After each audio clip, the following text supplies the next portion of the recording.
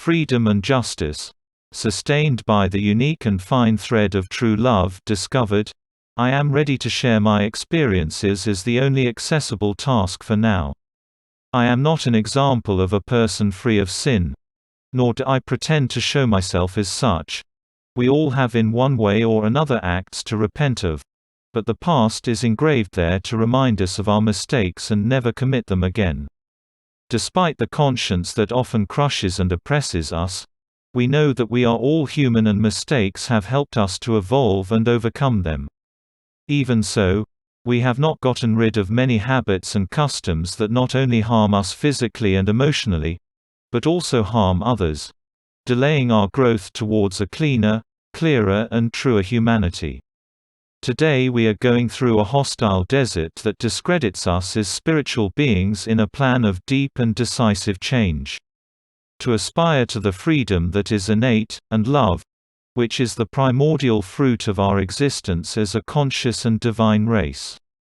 We believe that to be better we must be smarter, stronger, better looking, richer and more cunning to obtain the success that has been embedded in us from all sides, from our grandparents and then parents and later our friends or temporary traveling companions. All have conspired in various ways to create a hypocritical society, lacking in truth, and the authentic has been transformed into to seem and not to be. Most accept competition as natural, whether honest or dishonest.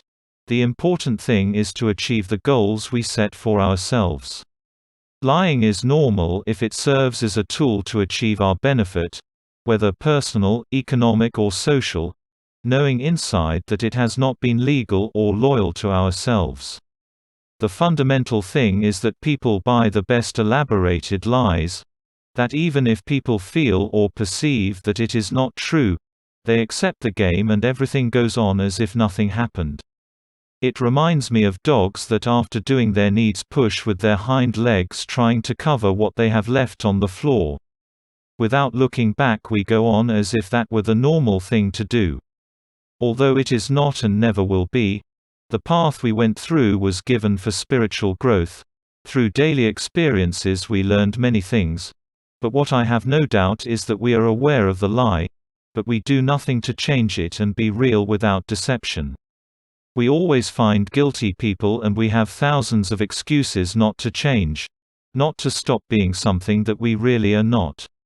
Life is a but what I have no doubt is that we are aware of the lie, but we do nothing to change it and be real without deception.